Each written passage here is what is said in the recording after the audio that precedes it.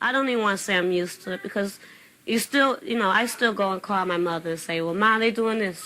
Well, is everyone inside? Yes, everyone's inside. Okay, well, don't poke your head out the window, don't go looking for something to happen. Yo, I spark the mic like weed that's in a cipher, and I get girls open like a reggae song by Tiger. So check me out as I flip this here track here and make mad noise like a Metallica record. I'm psycho, a villain to the styles I be killing when I'm flustered, and all competition gets dusted. Cause I rock the world from USA to Asia to Russia. If it shit stinks, I'ma flush ya, then bust ya like a crazy man from Cali, son. My jams be back like a Farrakhan rally. What? You know my style, I put the F in every foul. The rugged child lock shit down like Rackers out. And got more girls in the trailer, lower shopper. More super than cat, I'm the Purani Dangara. So Big Daddy, if you're down with the groove, my man, get on the mic, I want the show improve. Now tell me who is the man?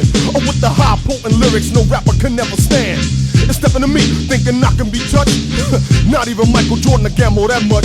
Yo, I get down on it and give it the rappers that even act like they want it. I come for your title, kid, run it.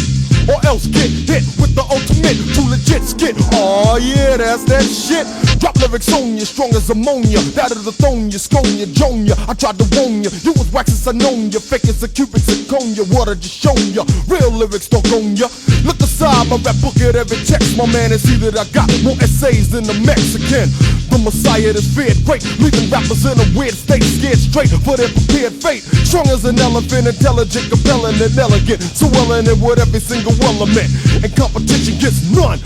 If I was wearing pantyhose, you still couldn't give me no run. I see the way you're trying to get to me, but with that speech impediment, man, you gotta come better, G. You're hitting all the wrong switches to begin it, kid. Mumble mouth rappers couldn't last a minute with the non-resistible, non-compatible. No, that's it on the best. I'm just saying I'm fucking incredible. And let's just make one more thing understood, that if I fart on a record, trust me, nigga, it'll sound good. So Jay-Z, if you're down with the groove, my mellow, get on the mic, it's time to show 'em bro. One, checking it, two, checking it, three, check out the J, check out the A, check out the Y, check out the Z. Hey G, I'm breaking MCs up like EPMD. And these nuts, if your rappers trying to see me, I'm buck wild with style, tit out. I'm ripping and running 100 miles, I'm well endowed, baby gal. The greatest nigga to touch it, you niggas can't fuck with. The incredible skills of the jail from Brooklyn. Big up, kid, and ain't no eating me up. You're fast fucking with Jigger. I'm like Prince Jeans, I bring the ass out the nigga. When I rock it, it's in the pocket, baby, mop it, don't knock it till you try it. Once you start, you can't stop it. I'm the cocky breed, I'm dope like Poppy C. I live one rich with plaza between. Get off my dick and stop jocking me. When I bust a rhyme, you're digging the sound. I know you're loving the way it's going down, baby. So wait, son, if you're down with the crew, why don't you get on the mic and show and prove? Come on, Wu-Tang, killer bees on the swarm. Rain on your college ass, disco dorm.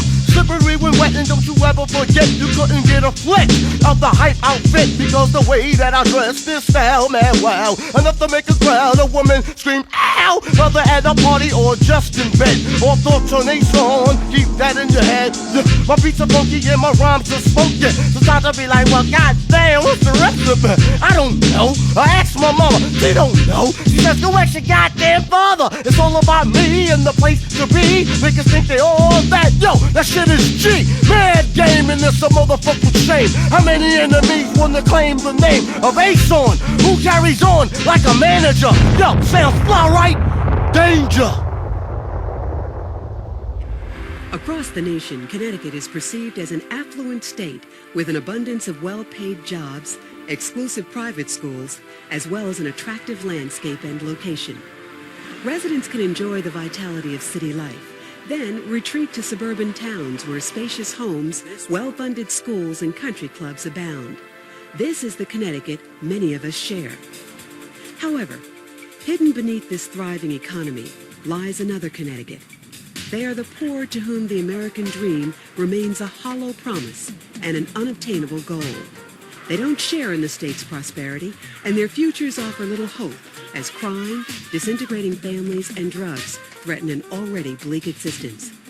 Though Connecticut boasts the highest per capita income in the nation, 3 of its major cities are among the nation's poorest. Compared with other states, Connecticut's poor face not only a higher cost of living, but also a severe housing shortage. It is not uncommon for families to wait over 2 years for subsidized housing. 29-year-old Julia Jackson, working mother of 3, considered herself lucky to find an apartment in Hartford's Stowe Village. I was living with my mother, and she lived in Chadwick Terrace.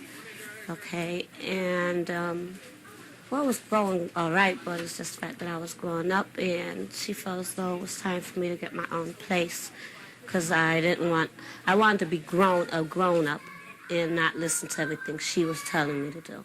So therefore, I had to find me a place quickly. So assuming that I had to take first thing came to me, it was Stowe Village. Okay, when you first find out you got an apartment, it's like, all right, you know, regardless to where it is, you're going to take it. I was happy on the fact that they offered me one. They were willing to give me one instead of saying, oh, God, I got to go to a shelter, you know. You know, when moms is being really stern on you, like, you're getting out of here, you're scared. You're calling places. You got to find something. So I was really excited about that. Yeah, okay, Ma, I did it. I got some place to go to now.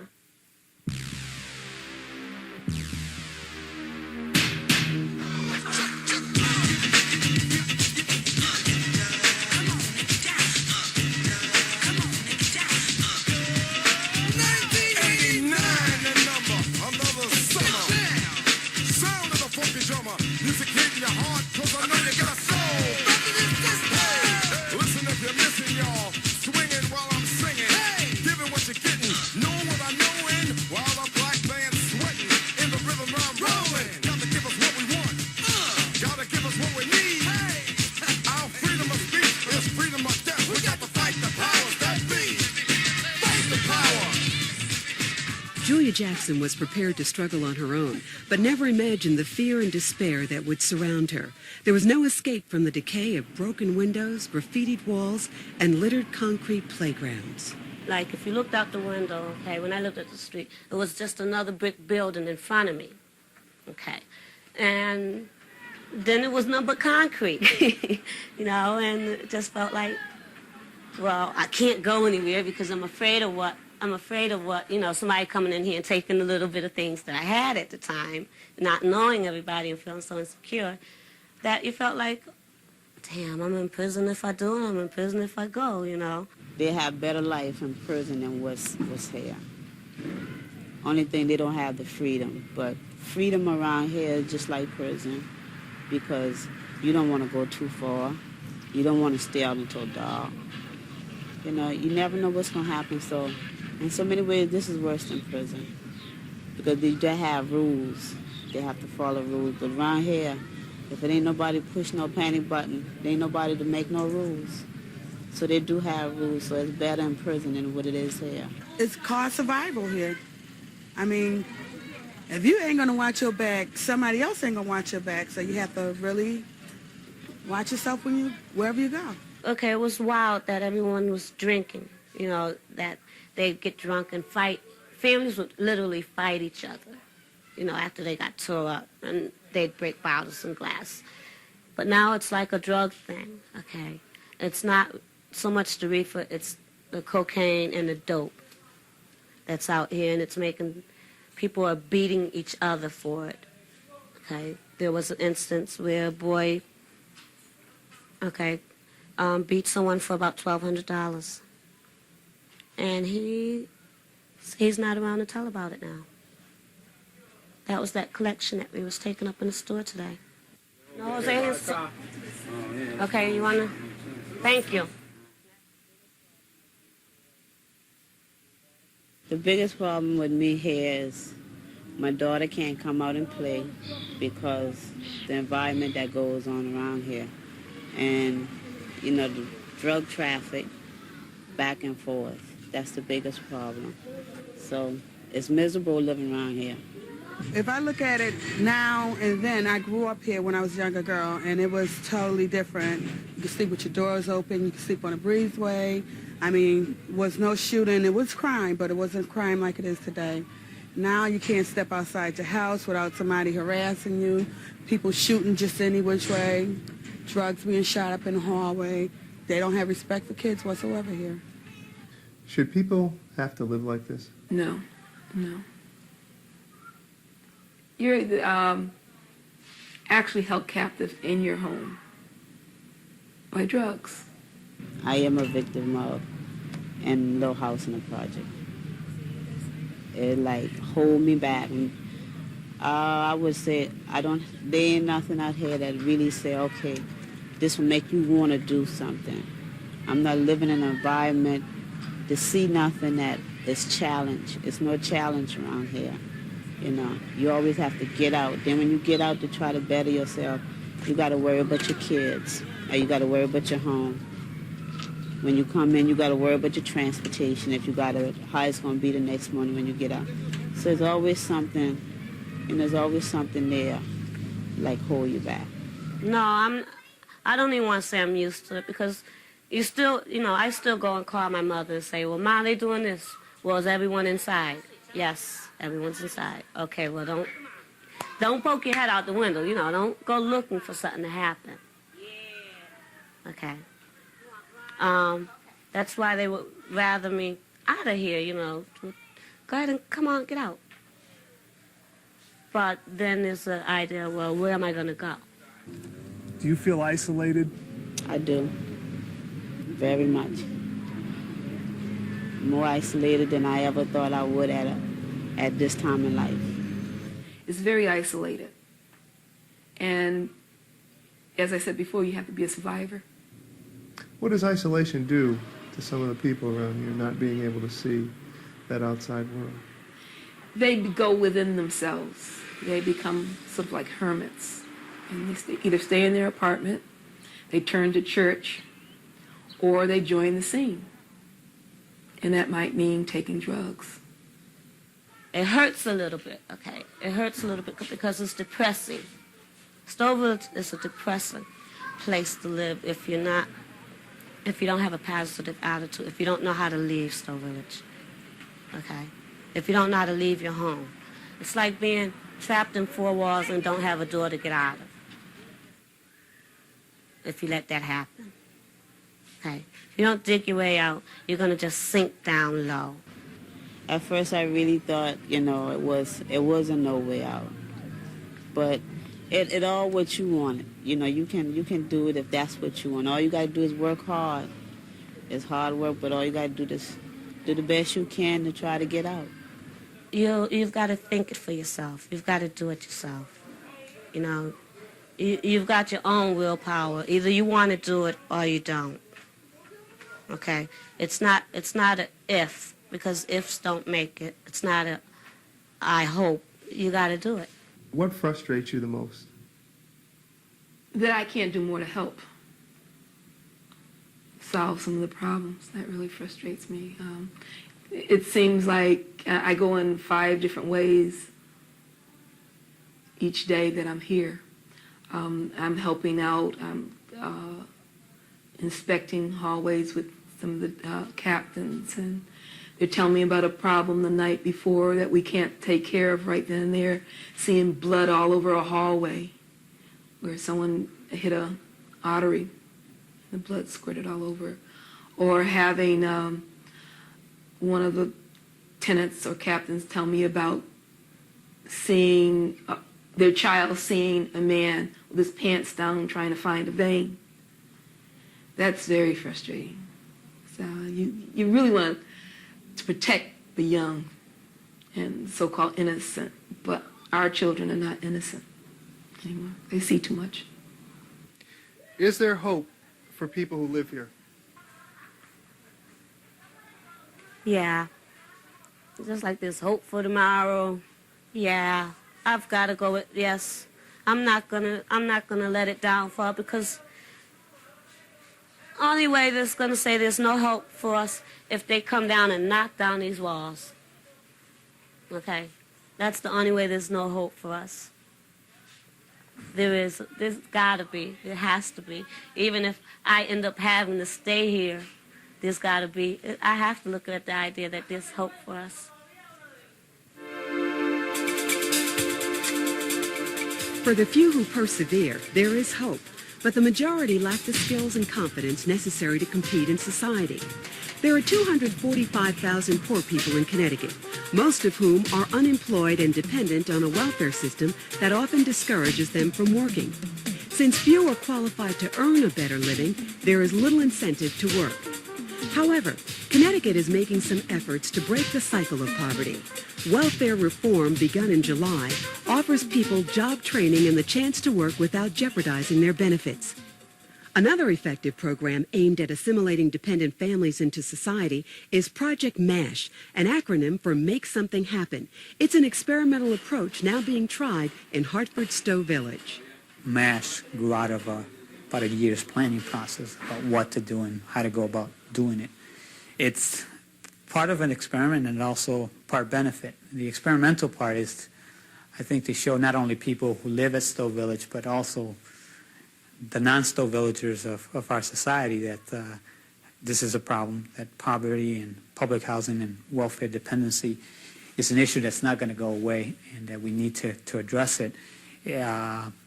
And this is an experiment in trying to do that. The design of the program calls for us to take 50 families over a 3-year period and get them from some type of dependency to some type of self-sufficiency. The benefit that's going to come out of that is to the direct families that get our services and are able to take advantage of our service on a daily basis. What we generally try to do is do an assessment of where the family is at today and where they would like to be, let's say 3 years from now, or a fixed period of time that we can manage. That becomes a family plan, so to speak, and all the adult individuals as well as the youth in the household that need services in order to make that plan happen are the services we provide. So we do everything from assisting people in improving their educational skills, their functioning skills, to direct social service activities. Our biggest service is that we motivate people to figure out the system and make the system work for them in a way that they progress rather than just stay at a level stuck and don't continue on to whatever the plan is. Well, first they put me in a program where I can get a better education to help me to get the job. And they helped me to move out of Stowe Village. I got a good job now. I'm doing better than before. I live in a better place. And I'm getting good money now, too. I always wanted to work in a bank, and now I got it. The key is not only to get them placed in a job. The key is to see 2 years afterwards if not only have they kept a job, but have they progressed up the ladder in the business world so that there's more incentive to continue to do it. Unless we spend a lot of effort improving our education and training capability, it's not only a government problem, it's also an employer problem. It's a problem for the entire society, that those people that lack that education will stay in poverty. I think that the overall hope of MASH is to do a lot of educating, not only within the community here at Stowe Village and poor neighborhoods in Hartford, but also to educate the overall community that this is something that we can't look away from and that there are ways to manage this and that there are real people here with feelings and with aspirations and the overall society could embrace this and make it happen for a lot of other people, not just the 50 families we plan to do in Stowe Village. With such programs, some people may eventually achieve a brighter future, but still, most working poor today must get by on minimum wage. Connecticut has one of the highest minimum wages in the country at $4.25 an hour, but that's only $8,400 a year. And the poverty level, according to the federal government, for a family of 4 is $12,100 a year. I can't condemn an adult head of household who does not want to work at or near minimum wage serving hamburgers to angry customers, simply because at that wage she just cannot make ends meet anyway. A lot of people have a misconception that poverty is only for those people who are not working. And in fact, we know that a substantial percentage of the people that are in poverty in Connecticut are working full-time. People will work harder and pursue further education if adequate incentives are within their reach. For generations, the American dream promised everyone an equal chance for success, a home, and a comfortable life if they worked hard enough. Today, however, a new home in a decent neighborhood is a reality for a decreasing number of Connecticut families. Even on two incomes, rents and mortgages are a struggle for most families to afford. Drastic federal cuts for low and moderate income housing and inflated rental costs have made it toughest for the poor to cope with this statewide shortage of affordable housing. The affordable housing crisis don't necessarily only speak to the poor. It speaks to the poor, the middle class, the upper class, it's just the people being able to financially afford a place to live. When you talk about a crisis for the poor, there is not that option of, well, can we afford to pay $700 a month for a rent instead of $600 a month? It's literally, we're on state assistance and we have a shelter component of $175 a month, maybe a total grant of $500 or $550 a month. How are you going to be able to afford a $615 a month rent? When I first came down here and I started looking for an apartment, I started out like, I'm talking about years ago, I mean like 4 rooms, 5 rooms. I was paying like $250, everything included. And now, you know, like the last time I was looking for an apartment in Bridgeport, I think it was like a 5-room. They wanted $650, and it was through an agency. I didn't have that money, so I had no choice but to move somewhere else. We can't just sort of know it. Yeah, I know housing's expensive. We have to be aware of it all the time, so that then we'll recognize that people who are poorer, it's impossible to not only buy a house, but to rent a house. It's impossible to find a home, and therefore someone who has the least amount of money ends up in the least quality units and really has no choice. There's not enough money, there's not enough availability. What's available is substandard, and we need to attack all of those different issues. I think the fastest way that we can attack that, I think the most important way we can attack that is with attitudes, changing our attitudes about what it means to be poor, changing our attitudes about what poor people need, and changing our attitudes about how we build housing. It has just a devastating effect to concentrate the most troubled families with the fewest resources and the toughest ratio of adults to children all in one place, so that each family's problems are magnified by the problems of the other families around it. And they are, in the worst of cases, being warehoused so as to keep them away from the rest of the city. And that's just not fair. They do live this way, and everyone know they live this way. Then we should do something to make life more bearable. This would represent an example of what is really happening in the capital city of the state of Connecticut. It's something that can be corrected, and all we need is the kind of leadership and concern, because the resources are here. We need to apply them.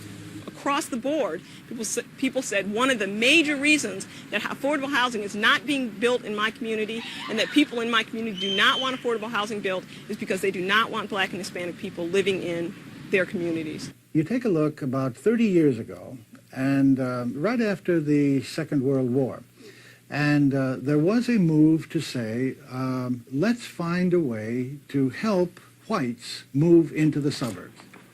And so that FHA loans came in for people, and because of real estate restrictions, blacks couldn't move into the suburbs, so all of those mortgages, low-interest mortgages, went to whites. And then in order to help it to happen, the federal government pays 90% of the bill to do marvelous commuter routes so that people can live in the suburbs and not have to live in the city where they work. So that what we have is a systemic approach to the fact that the federal government, through its policies on housing mortgages, interstate highways, coupled with real estate patterns that discriminate against people of color in the suburbs, the whole piece comes together to say that minorities, Black and Hispanic particularly, are locked into the city. And that's racism. Organizations need to communicate, whether those organizations are the PTAs or the fraternities and sororities, churches of one ethnic group meeting with churches of the other ethnic group and beginning a dialogue to talk about the differences and the different lifestyles and the subcultures that are involved. All of these things impact on the ultimate condition of a neighborhood, the ultimate condition of the housing opportunities that exist there, the ultimate condition of employment opportunities. So it can be done if the will is there. We don't have the political will. And by political, I don't just mean the politicians. I mean every individual out there is not calling up their town hall and saying, what are we doing about affordable housing? What are we doing in this community? What am I individually doing? Am I starting up the task force? Am I writing a letter? Am I going into my church or my synagogue and saying, don't we own some property somewhere? Can't we build affordable housing on that? If every individual isn't doing that, then we can't expect that the next individual is going to do it. And that's, I think, what it's going to take. It's going to take that kind of activity and action by a whole lot of people around the state. And if we wait for the political leaders to do it, I think we'll all end up out on the street. More people are convinced that the public's attitude towards the poor must change if we are to successfully tackle the problems of poverty. Reverend Mark Welch, director of the Metropolitan Training Institute, runs a unique program that exposes those of means firsthand to impoverished areas of Hartford. He believes it's the first step towards breaking down social barriers and stereotypes.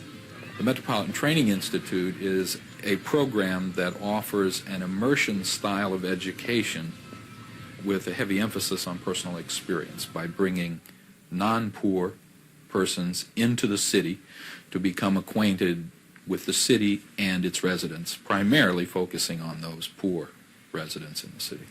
Part of the whole thing is to find a way to experience the city rather than simply spend a lot of book learning and academic time on it, and to become acquainted with the ins and outs of urban life. The program is designed for about an 18-month tour, but the first 6 months a very intensive kind of commitment is made of 15 hours of working in the city with the poor and coming to terms with the problems and the issues that face those who are poor in the city. I got involved with the Metropolitan Training Institute to find out a lot about the systems in Hartford and how they impact the lives of those that are disadvantaged. And through this program, I was able to learn more about housing issues, unemployment issues, and educational opportunity issues. I'm in a suburban church, above moderate income, and we have lots of opportunities to reach out, and I needed to see where those opportunities were. I think the underlying fear is that we as a people have been reared in social isolation from one another, and issues of racism and classism and some other things have kept us apart, and we simply don't know one another. Our program promotes a kind of coming together so we learn who each other is, and so that the scales of fear fall sufficiently away from us that we can do something together. When we started going up to Stowe Village and to here to Charter Oak and some of the other housing developments, I saw a piece of Hartford I had never really seen or experienced before, and especially Stowe Village, which looked to me like something like bombed out World War II. No, I saw something in Stowe Village I hadn't seen before. Seeing is believing, and that is what it boils down to. The poor need to be collaborators with the non-poor in creating a just society, and one of the things you do is you engage the movers and shakers, those who make decisions in their communities, so that their involvement in the issue seeks resolution for the entire region and not simply in the city of Hartford. It's not simply Hartford's problem.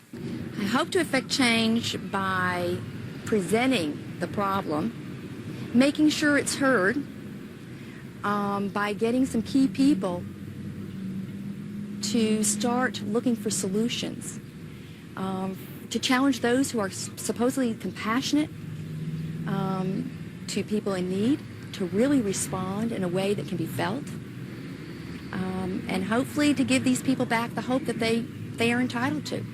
We are an interdependent people. We need each other. We are created in the religious sense as a community, and it is only when we are all living well that anyone will have the right to live better. As more people leave the city and its problems for safer, quieter neighborhoods, there's less contact between the haves and have-nots, and subsequently less understanding and compassion between them. When we drive along a country road or through a quaint suburban town, it's easy to believe that poverty and hunger are confined only to inner cities, but poverty has no boundaries and can even be found in areas like northeastern Connecticut. Many rural towns there enjoyed a thriving economy until about 40 years ago, when major factories and mills closed down. Now, many families are forced to live on state assistance. In the most depressed area, known as 3 Rows, people help each other cope with the frustrations of poverty and are determined to endure the hardships, though they see no way out.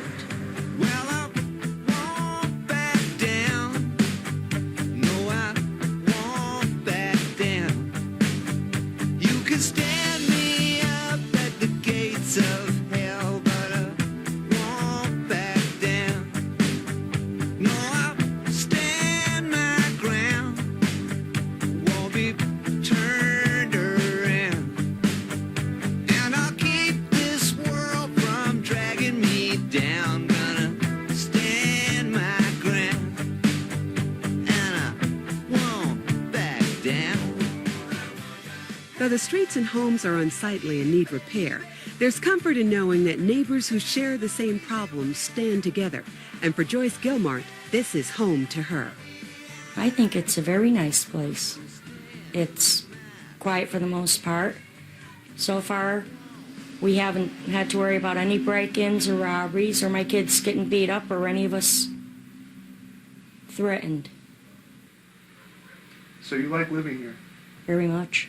I don't even think they think about moving out or improving their living situation. They're almost complacent in the way they're living right now due to the fact that there's not been any opportunities for them to get out and experience anything other than what they have right here. It's 3 generations of welfare recipients or limited income people living here, and it's just one generation after the other teaching each other that's all right. And I think that's what frustrates me, is they have no will to get out. What is your biggest worry? Afraid that I'm going to have to move. If the landlord should happen to sell the house, and then next if something should happen to my husband, what would happen to the rest of us? Well, my husband's disabled, and more than once it's been touch and go as far as food and paying your bills and keeping a roof over your head and stuff. We've been down to rock bottom a few times. I'm just getting by. It's not better. It's really not. Sometimes I make it, sometimes I don't. For 1 week, I trying to find food to eat for the kids. Mom, I'm hungry. What's to eat? And I go and I try to see if my girlfriend would let me have some food. I hate to ask my neighbors for it, you know. I don't know. I don't like to keep borrowing. I really don't. But I don't like to see my kids go without eating either. They help each other so much. I mean, it's a culture within a culture. If we could all live like this, we might all be more satisfied. But if there's one in need, there's 10 others there to help. Well, a lot of times I couldn't afford to pay all my light off. I had my lights shut off. And when I told my social worker about getting clothes for my kids, I can't afford it. She had to go to the NEAC office or the Salvation Army for the clothes for your kids. I won't pay $24 or $28 for a pair of shoes, or $15, $19, $20 for a pair of dungarees or pants, because I figure my kids need it before me. And I can't even afford to buy them that. Because by the time I get done paying all my bills, I don't have nothing. Oh yeah, the government tells us, we're supposed to take care of our shelter first, our food second, and our clothing third, and everything else underneath that. However, in real life, the shelter is first, utilities is always second, food is third, and unfortunately, with substandard housing, many people can only take care of the shelter and utilities and even go without eating. Where is the only item that you have that someone's not going to be knocking on the door to shut off your electricity or to evict you? It's your food. Your food budget is the most flexible budget you have, and it's the one that you take from the most. Despite a hopeless outlook, people like Barbara Colon still dream of leaving Three Rows for a better life. I want to move someday. I don't want to live here the rest of my life. And it's not because I don't like the people. I like the people here. I get along with all of them. I just want to move to a better place, a better apartment. I'm going to look for a job, but I mean, I got to have a car. I have to have a way to get back and forth to work, but I can't afford a car. If I had a car, you know, and there was jobs, I wouldn't mind staying here, but there's really nothing here. If I could afford another place, I'd move. But I can't afford another place, so that's why I'm staying. There's no jobs around here. To have a job, you have to have transportation. There's no transportation facilities. Babysitting would be an enormous problem. No daycares. So they're stuck. They're very much trapped. They're very much victims of their own circumstances. And unless they can really believe they can make a change in their life, it has to do with the power of the mind, that you can overcome even what your environment is if you really believe you can, and then you take steps to make that happen, but you have to believe it, and it's all in that self-esteem and self-worth that most low-income people do never have. Oh God, what other alternative is there really for them but to keep going? Yes, they have a strong will to, live and laugh and be happy because there's no other alternative. We aren't giving them any other alternative. The rich should help the poor people, but the rich gets rich and the poor gets poorer. But a lot of people, this is my own opinion, I think are afraid of helping the poor that are born in this country.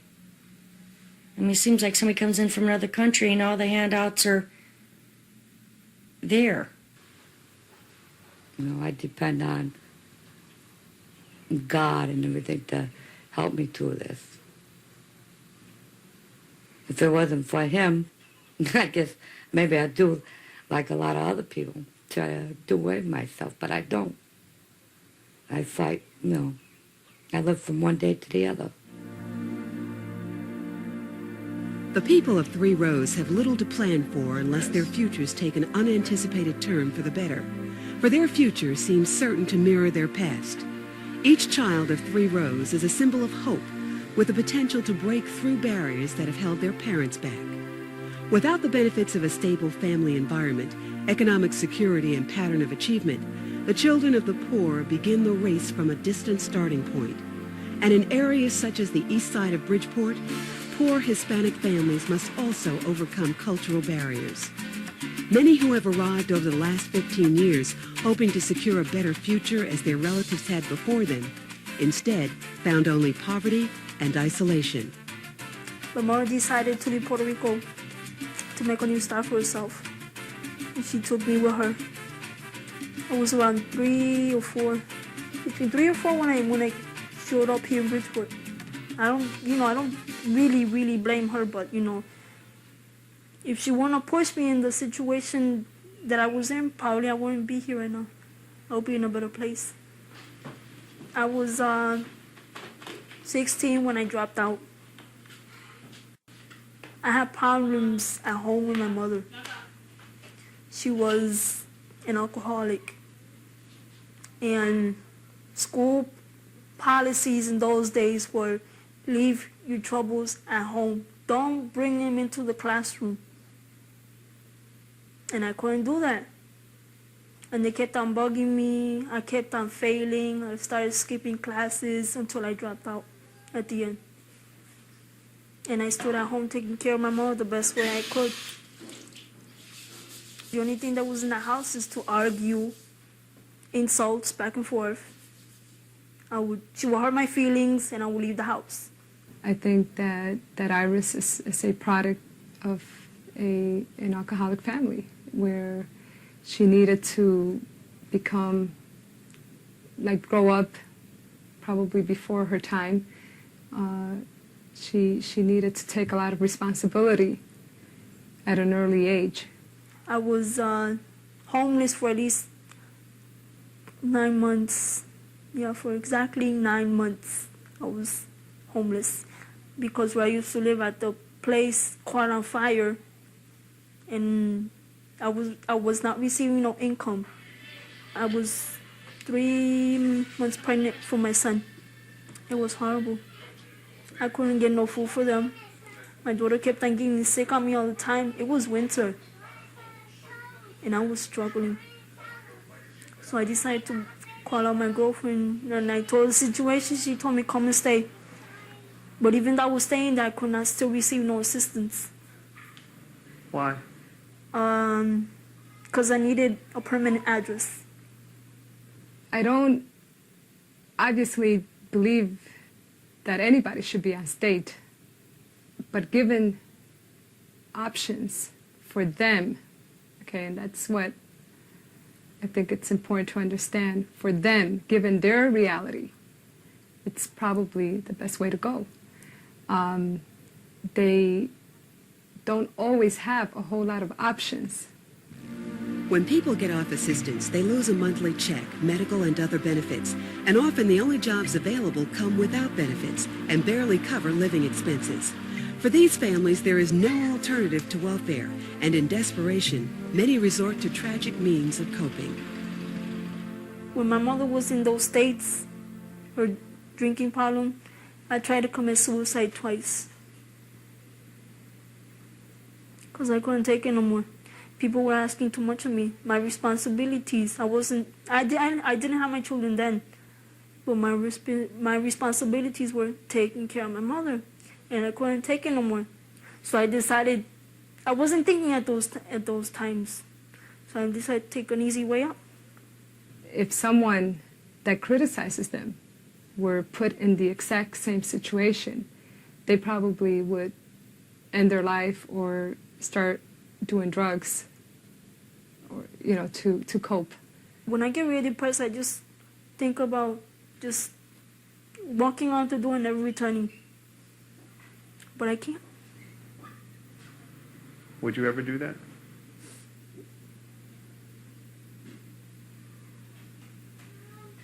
This is all on me. And that's the truth right there. It's all on me. Because today my relatives are expecting for me to do what's right. And what's right is take care of my responsibilities, which are my mother and my kids. Hopefully right now I'm hoping and praying that everything that I've done and been through, something good is going to come out of it. And if something good doesn't come out of it,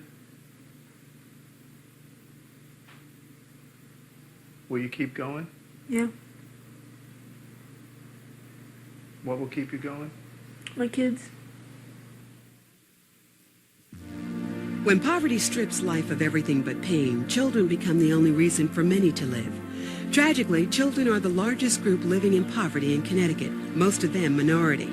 Furthermore, the increasing number of children born to poor teenagers have the greatest risk of health problems and possible death within their first year. Connecticut as a whole has an infant mortality rate of about 10.5 per thousand, which is about 1 in 100 babies born. And the United States as a whole has an infant mortality rate of about 10.9 per thousand. Certain communities in Bridgeport have much higher rates. In fact, the neighborhood that we're in now, that this community health center serves, has an infant mortality rate in which about 1 out of every 26 children born dies within the first year of life. Many women are not receiving prenatal care. And prenatal care has been the one thing that has been shown to be associated with a lowering of the infant mortality rate in this country. The more adequate and the more accessible the prenatal care, the lower the infant mortality rate. Teenage pregnancy may also be another problem because teenage women are at risk for low birth weight babies, and these low birth weight babies in turn are at risk for infant mortality. These children are, when they're conceived, they're living in a womb that may well be unnourished. They may be exposed to drugs while they are while the mother is pregnant with them. They are then born perhaps early, and these children grow up sicker, they grow up less educated, and they grow up with incredible amounts of stress. The level of violence, the level of stress, the level of anger, the level of despair have just risen exponentially. And these children suffer, and these families suffer. As the traditional family unit disintegrates in the face of divorce, out-of-wedlock births, and teenage pregnancy, the picture of poverty consists mostly of mothers and children. Children in households headed by women are 4 times as likely to be poor than their peers. Men head only 10% of single-parent families today. Robert Jones, who is raising 3 children alone, is aware of the difficulties ahead, for he too was raised by one parent. Times were tough because moms had to raise 7 kids by herself, which was real tough. Myself personally, I know how it is to be without a father, to have somebody there for moral support besides a mother, because being a mother and a father during my time was real difficult. But now I can relate to the things that my mother and other women going through, plus what some of the young mothers are going through today. If parenting is a kind of teaching, it's the student-teacher ratio just gets pretty tough where you've only got one adult. And particularly if that adult has to get out and make a living, and you've got inadequate child care facilities, this is a prescription for failure. And failure is often what happens. My worst times were being without a father. It was difficult, like when you see other kids playing with their dad, going on trips, and when we used to go to camping and hiking, and their parents teaching them how to fish and swim, and doing all kinds of different games with the parents and uncles and stuff. I took it kind of hard. And then when I was growing up, and I had my first son, moms and grandma was there to help me out. But it would have been like better applause if dad was there to give me that moral support. Parenting is priority one, because kids pick up what their parents do.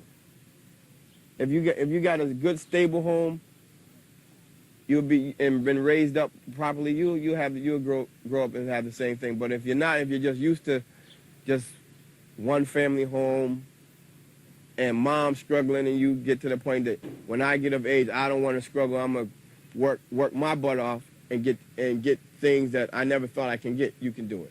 It takes willpower. It takes an individual willpower and someone that's going to take the time to listen and guide you in the right direction. And I try to encourage them that in order for you to succeed, you have to get an education.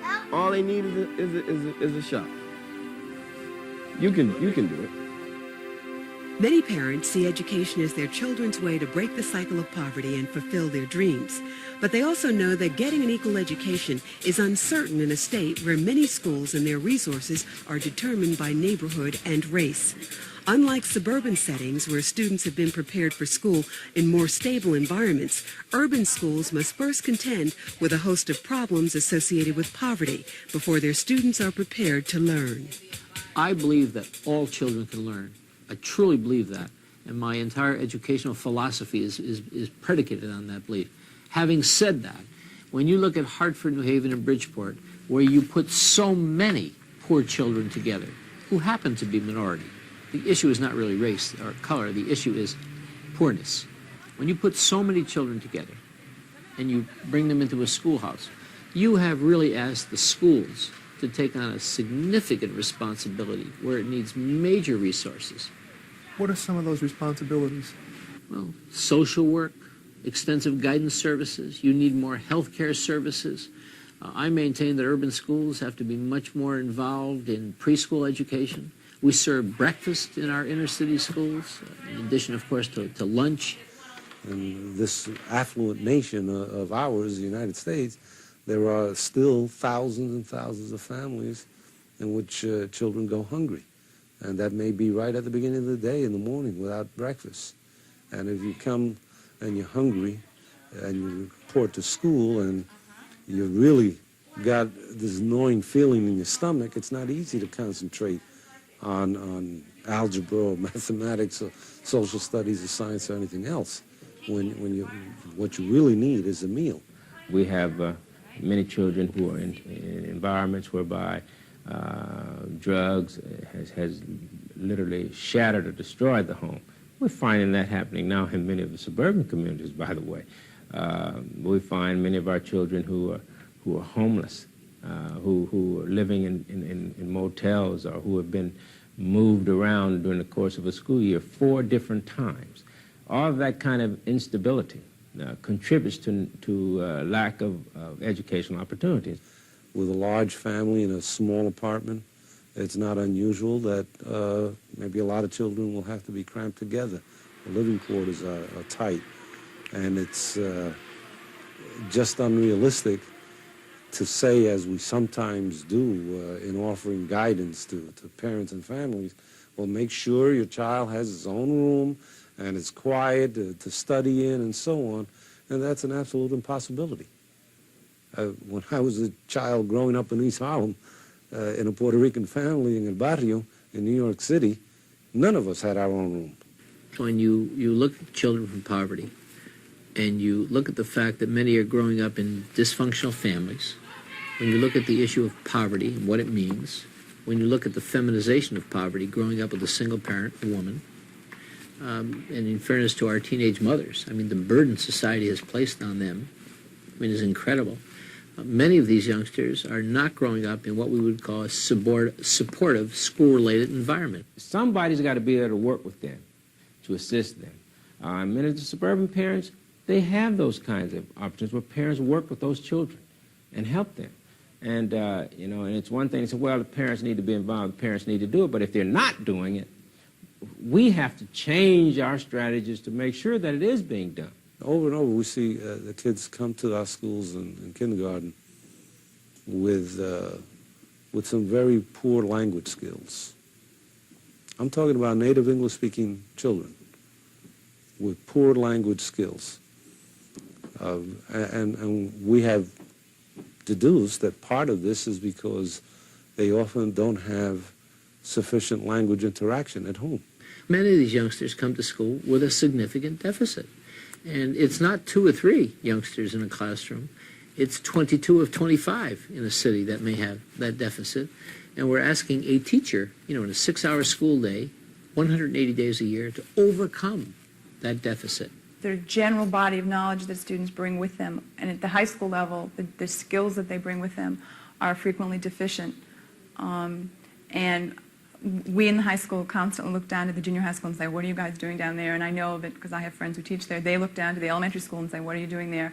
And if you keep going farther and farther down, I think some of the interaction, if you want to compare to a really yuppie family where mom stays home with the kid until he's 5 or 6, that kind of interaction doesn't happen. Students as children aren't given the, you know, this is your nose and this is the color red and what's that over there and who's that? The verbalization and the general knowledge of what's going on in their world. And so they enter the school system already behind. Teachers and educators in urban America are facing such a myriad of other problems before they even get to the basic issue of teaching. I sent out letters this spring to parents. 30% of the kindergartners, almost, 28% to be exact, of the kindergartners in New Haven missed 20 or more school days this past year, and that was in April. I think absence is a real big problem, and I think that's probably something that's more unique to an inner city school than maybe a suburban school. It's very, very high absenteeism, and there are students who are absent starting in elementary school, and it just gets progressively worse, so that it's nothing for them to be absent 50 or 60 days out of the year, and that's really hard. As a teacher, to cope with that, you're always feeling like you're catching students up. When they don't come to school, we have a high rate of dropouts. And I think that once we change and have the desire for the child to come to school, where it has meaning, that he's liked, feels good about themselves when they come through that door and know that they're going to do the best. That means the teacher, the staff, the school, the community, whatever. If they're working together in sync, we have all these components together, I think we have a shot. We're not going to make the impact that we can make on urban education until urban education becomes a priority. Urban education is not a priority in this state or in most states. And until it does, we're going to find that the nation's poor will continue to lose ground, and the nation's black and brown will continue to lose ground. And this nation cannot survive without a healthy urban community. This nation just cannot survive if black America doesn't survive, and if brown America doesn't survive, if urban America doesn't survive.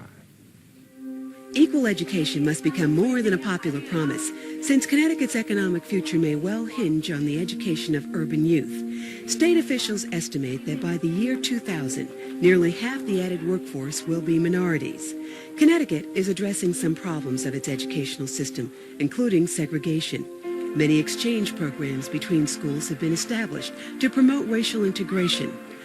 Project Equal, consisting of part school, part day camp, attracts children from 24 communities to an inner-city school.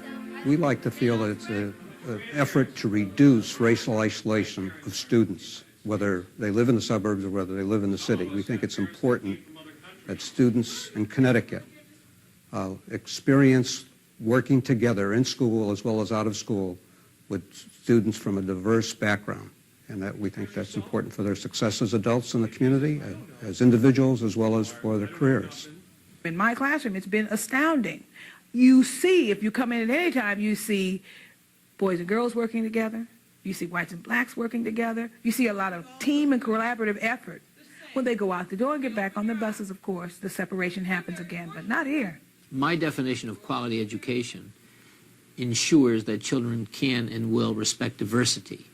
Part of education, of course, is to socialize the next generation of citizens. You cannot do that with the isolation that we have in this state.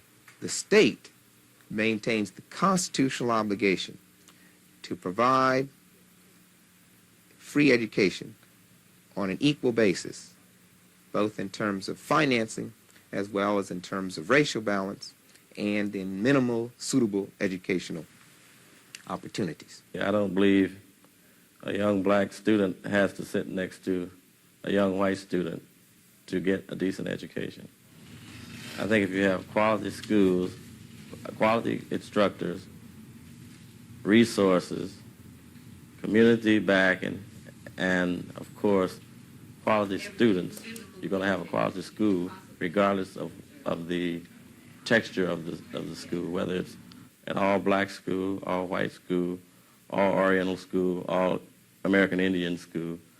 If you have those four things, you're going to have quality education. If you could show me two schools, one, for example, all black or Hispanic, and one all white, and you had the same basic academic outcomes, I would still suggest you have not completed the equation of quality education, because separate is not equal.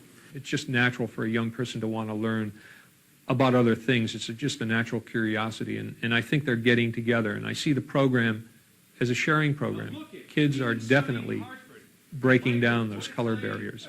Instead of being separated and having fights and all that stuff with parents, not liking the black kid and the white kids, different, kind of parents, I just want it to be like one place where nobody would fight over which kids would be separated from other kids.